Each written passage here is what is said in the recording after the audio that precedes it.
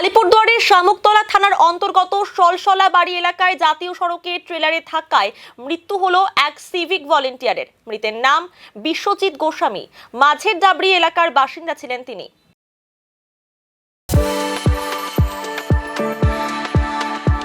We are the dreamers, the achievers, and the leaders. Come, join us today.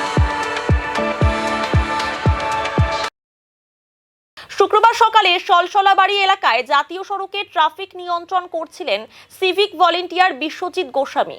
সেই সময় অসম থেকে শিলিগুড়িগামী একটি 16 চাকার ট্রেলার পেছন থেকে বিশ্বজিৎকে ধাক্কা মারে। ঘটনায় গুরুতর জখম হন তিনি। স্থানীয়রা তড়িঘড়ি তাকে উদ্ধার করে আলিপুরদুয়ার জেলা হাসপাতালে পাঠায়। সেখানকার চিকিৎসকেরা তাকে মৃত বলে ঘোষণা করে। খবর পেয়ে শামুকতলা রোড ফাঁড়ির পুলিশ ঘটনাস্থলে পৌঁছে ট্রেলারের চালক ও সহচালককে আটক করে। ঘাতক গাড়িটিকেও বাজেয়াপ্ত করা হয়েছে। দুর্ঘটনার জেরে প্রায় আধ ঘন্টা বন্ধ থাকে যান চলাচল। ঘটনায় শোকের ছায়া নেমে এসেছে এলাকায়। অ্যাকচুয়ালি আমি ওই রাস্তায় চলাচল করি, তো আমি একটা কাজে ওখান থেকে বেরিয়ে আসছিলাম।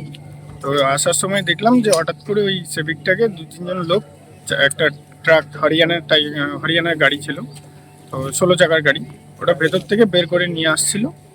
দেন দেখলাম ওদের সব ফ্লিটিং হচ্ছিল। তো আমি ওই দৃশ্যটা দেখতে পারিনি অতটা ভালো করে। তো লোকজন পাবলিক ভিড় করে দাঁড়িয়েছিল, তো আমি ওইটা দেখে তারপর চলে আসলাম। একদিন হয়তো আমার সাথে একদিন ওখানে গিয়েছিল, আমি ভাবছিলাম যে ওর বাড়ি ওখানেই। তো আমি এসে দেখি ওখানে বাড়ির লোকজন জমা হয়ে আছে, তো ওনাদেরকে আমি পরে ডিটেলসে সব কিছু বললাম। এখানে তো এসে দেখি যে উনি এক্সপায়ার করে গেছে। ও ওই ট্রাফিক পয়েন্টেই দাঁড়িয়েছিল। তো আমি জাস্ট ওই মহাকালগুড়ি চৌপতি থেকে ব্যাক করে আসছিলাম, ওখানেই নামিয়ে ব্যাক করে আসছিলাম।